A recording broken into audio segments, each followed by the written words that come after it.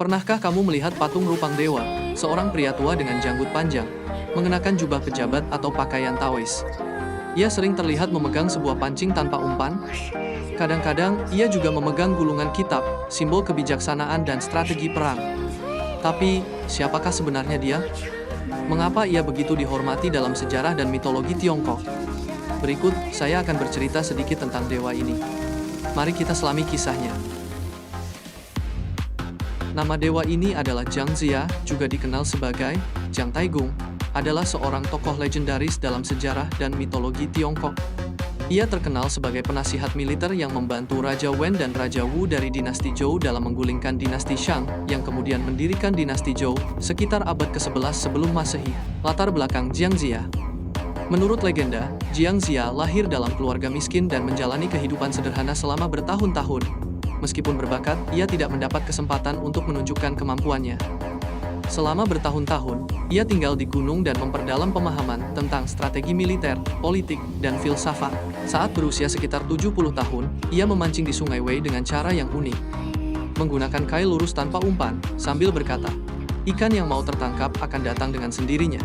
Cara memancing ini dianggap sebagai simbol kesabarannya dalam menunggu kesempatan besar. Suatu hari, Raja Wen dari negara Zhou bertemu dengannya dan segera menyadari kebijaksanaan serta keterampilan strateginya.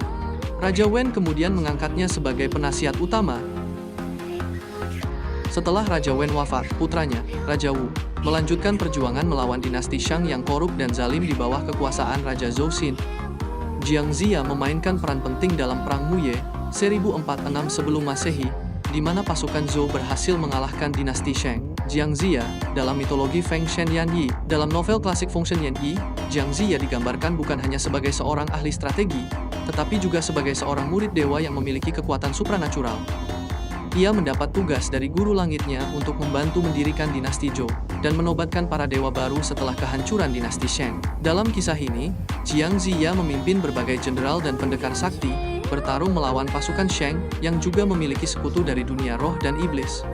Setelah kemenangan Zhou, ia diberikan tugas untuk membagi gelar keabadian kepada berbagai dewa. Setelah keberhasilannya, Jiang Jia menjadi seorang negarawan yang dihormati dan hidup hingga usia lebih dari 100 tahun.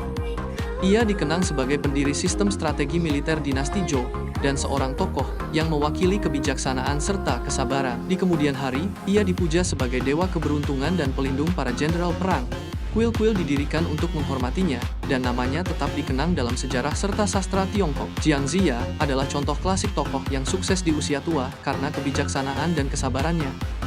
Kisahnya mengajarkan pentingnya menunggu waktu yang tepat dan mempersiapkan diri sebaik mungkin sebelum mengambil kesempatan besar. Dalam banyak patung rupangnya, Jiang Jia digambarkan sebagai seorang pria tua dengan janggut panjang, mengenakan jubah pejabat atau pakaian Taois. Ia sering terlihat memegang sebuah pancing tanpa umpan, melambangkan kesabarannya dalam menunggu kesempatan yang tepat. Kadang-kadang, ia juga digambarkan memegang gulungan kitab, simbol kebijaksanaan dan strategi perang. Beberapa patung menunjukkan Jiang Jia duduk di atas tahta sebagai penasihat kerajaan, sementara yang lain menggambarkannya berdiri di atas awan, mencerminkan statusnya sebagai figur ilahi dalam kepercayaan Taoisme. Dalam tradisi Tiongkok, patung Jiang Jia sering ditempatkan di kuil-kuil Taois dan rumah-rumah mereka yang mencari keberuntungan, perlindungan, dan kebijaksanaan. Sebagai tokoh yang memainkan peran penting dalam kejatuhan dinasti Shang dan berdirinya dinasti Zhou, Jiang Jia tetap dikenang sebagai simbol kecerdasan, ketekunan, dan keberhasilan di usia senja. Strategi peperangan hingga nilai-nilai kehidupan, kisah Jiang Jia terus menginspirasi banyak generasi hingga hari ini. Bagaimana menurut kamu tentang cerita ini? Apakah ada yang kamu ketahui tentang Jiang Jia atau Jiang Taikong? Ditulis di kolom komentar ya.